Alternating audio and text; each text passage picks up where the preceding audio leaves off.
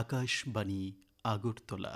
নমস্কার শ্রোতা বন্ধু, আপনাদের সবাইকে স্বাগত জানাচ্ছি আমাদের জেলায় জেলায় অনুষ্ঠানের আজকের পর্বে। শ্রোতা বন্ধু, আমাদের দেশ ভারতবর্ষ কৃষি প্রধান দেশ। কৃষকরাই আমাদের অন্নদাতা। তাদের অক্লান্ত পরিশ্রমের ফলেই আমাদের মুখের অন্নের যোগান হয়। আর কৃষকদের নানান সুবিধার জন্য কেন্দ্রীয় সরকারও নানান প্রকল্প নিয়ে তাদের সুবিধার ব্যবস্থা করছে। এমন নানান প্রকল্প রয়েছে কৃষকদের জন্য। কৃষিজ উৎপাদন বৃদ্ধি করে নিজেদের আয় বৃদ্ধিতে ধীরে ধীরে সচেতনও হচ্ছেন কৃষকরা। তেমনি ত্রিপুরার কৃষকরাও সরকারি নানান সুযোগ সুবিধা পেয়ে বর্তমানে সফলতার দিকে এগিয়ে চলছে।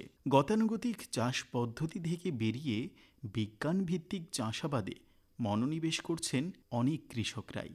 এদিকে কৃষকদের আয় দ্বিগুণ করার ডাক দিয়েছেন দেশের প্রধানমন্ত্রী নরেন্দ্র মোদী। সেই পরিকল্পনা বাস্তবায়নে এই রাজ্যের কৃষি ও কৃষক কল্যাণ দপ্তর হাতে নিয়ে নানান কর্মসূচি চালিয়ে যাচ্ছে। এর মধ্যে অন্যতম মুখ্যমন্ত্রী সুসংহত শস্য ব্যবস্থাপনা পরিকল্পনা, যার যথাযথ বাস্তবায়ন চলছে সিপাহীজলা জেলাতে।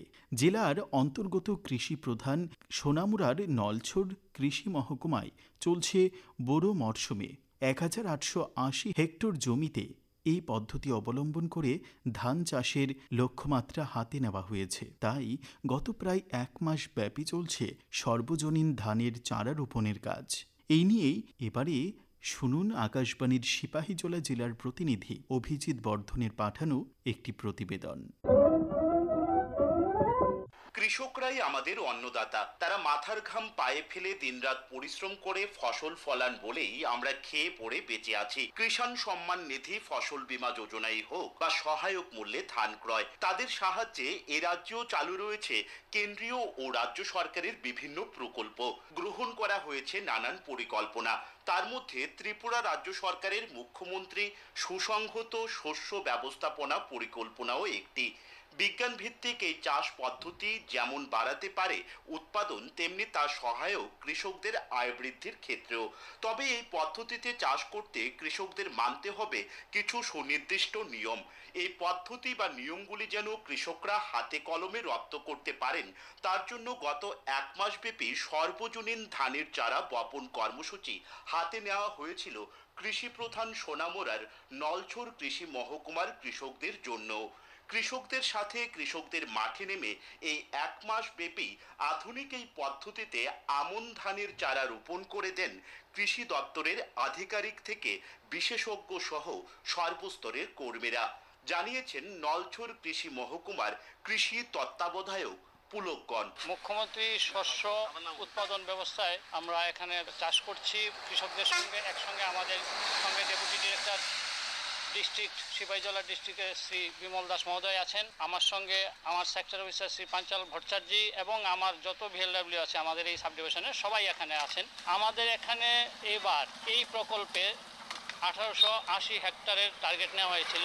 তো কিছুদিন বৃষ্টির জন্য আমরা একটু অসুবিধায় পড়ছিলাম। এখন থেকে পুরোদমে চলছে, আমাদের টার্গেট মোটামুটি কমপ্লিটের দিকে। এখন বৃষ্টিটা কমেছে, সব কৃষক মাঠে নেমে গেছে। আমাদের ভিএলডব্লিউ যারা আছেন ওনারাও মাঠে নেমেছেন আমাদেরকে উৎসাহিত করার জন্য। আমাদের ডেপুটি ডিরেক্টর আজকে স্বয়ং আমাদের মধ্যে উপস্থিত হয়েছেন। আজকে আমরা এখানে কমিউনিটি ট্রান্সপ্লান্টিং করছি, মানে সবাই মিলে আজকে আমরা মাঠে নামবো, কৃষকদের সাহায্য করব এবং আমাদের টার্গেটটাকে আমরা ফুলফিল করব। মুখ্যমন্ত্রী যে আমাদেরকে টার্গেট দিয়েছেন, আমাদের কৃষিমন্ত্রী যে আমাদেরকে টার্গেটটা দিয়েছেন, ওনাদেরকে আমরা দেখাবো এবার নলছড় ব্লকে আমরা কি করতে পারি।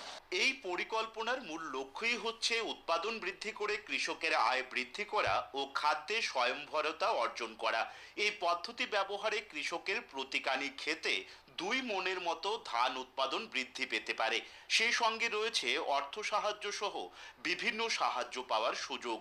এমনটাই জানিয়েছেন নলছড় কৃষি মহকুমার কৃষি সেক্টর অফিসার পাঞ্চাল ভট্টাচার্য। মুখ্যমন্ত্রী ইন্টিগ্রেটেড ক্রপ ম্যানেজমেন্ট, যা মানে মুখ্যমন্ত্রী সুসংহত স্বাস্থ্য ব্যবস্থাপনা পরিকল্পনা, এর মাধ্যমে আমরা লাইন সোয়িং এবং 20 দিনের কম চারা কৃষকদের বপন করতে উৎসাহিত করছি। আজকে আমাদের সাব ডিভিশনের সব স্টাফ মিলে এখানে দেখতে পাচ্ছেন ওরা চারা লাগাচ্ছে কৃষকের ফিল্ডে।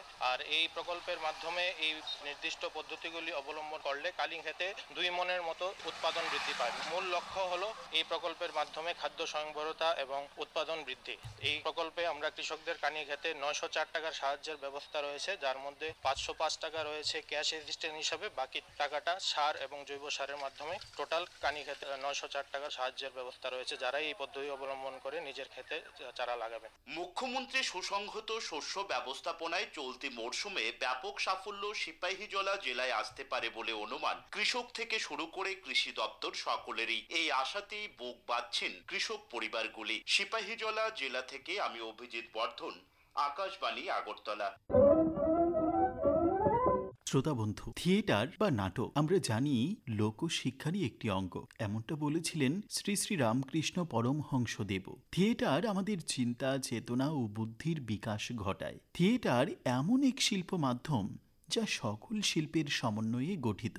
আজকাল থিয়েটার এক অপরিহার্য অংশ হয়ে রয়েছে আমাদের প্রত্যেকের জীবনে। শিশুদের বুদ্ধির বিকাশ ঘটায় এই থিয়েটার। তার মননে আলোর শিখা জ্বালানোর কাজ করে থাকে থিয়েটার। থিয়েটারকে পেশা হিসেবে গ্রহণ করেও অনেক অভিনেতা অভিনেত্রী বিশ্বের দরবারে নিজেদের উপস্থিতি জানান দিতে পেরেছেন। থিয়েটারের ইতিহাসও বহু প্রাচীন। 1872 সালে কলকাতায় প্রথম টিকিট কেটে মানুষ থিয়েটার দেখা শুরু করেছিলেন। সেই দিন থেকে থিয়েটারের ব্যাপক পরিবর্তন শুরু হয়। থিয়েটারের প্রতি মানুষের আকর্ষণ বাড়াতে সারা দেশে কাজ করে চলছে রাষ্ট্রীয় নাট্য বিদ্যালয়। রাষ্ট্রীয় নাট্য বিদ্যালয় ত্রিপুরা শাখার উদ্যোগে গ্রীষ্মের ছুটিতে সাব্রমে অনুষ্ঠিত হয় 19 দিন ব্যাপী নাট্য কর্মশালা। এই কর্মশালা নিয়ে চলুন তাহলে শুনি আমাদের দক্ষিণ জেলার প্রতিনিধি বিপ্লব বৈদ্যের পাঠানো একটি প্রতিবেদন।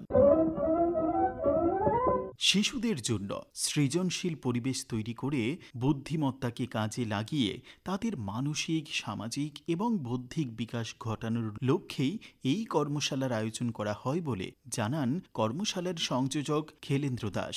আমি খেলেন্দ্র দাস, লোকাল কোঅর্ডিনেটর, পাশাপাশি group leader. National school of drama TIU Tripura শাখার উদ্যোগে এবং ত্রিপুরা সরকারের তথ্য সংস্কৃতি দপ্তর এবং শিক্ষা দপ্তরের সহযোগিতায় প্রত্যেক বছরের মতো এই বছরও ত্রিপুরার 6টি ডিস্ট্রিক্টের মধ্যে 8টি কেন্দ্রে 19 দিন ব্যাপী গ্রীষ্মকালীন নাট্য কর্মশালা শুরু হয়েছিল। 8 জেলার মধ্যে দক্ষিণ ত্রিপুরা জেলার 2টি সেন্টারের মধ্যে একটি সেন্টার হয় সাবরুম উচ্চতর মাধ্যমিক বিদ্যালয়ে। উপস্থিত যে পার্টিসিপেন্টরা ছিলেন girls HS school, Sabroom English medium HS school, Sabroom junior basic school, Sabroom উচ্চতর মাধ্যমিক বিদ্যালয় এবং আরো অন্যান্য বিদ্যালয়গুলি থেকে ছাত্রছাত্রীরা অংশগ্রহণ। কর্মশালার প্রশিক্ষক ছিলেন বর্ণালী মেধি, অনির্বাণ বল, সতীশ মালয়েশিয়া এবং আমি নিজে। আমাদের এই কর্মশালাটি একটি প্রসেস ওরিয়েন্টেড কর্মশালা। কর্মশালাটি প্রসেস ওরিয়েন্টেড হলেও শিশুদের নিজস্বতা, পরিবার, শিক্ষা, সমাজ থেকে যে বিষয়গুলি উঠে আসে এই বিষয়গুলিকে নিয়ে ছাত্রছাত্রীরা শেষে একটি নাটক তৈরি করার চেষ্টা করে।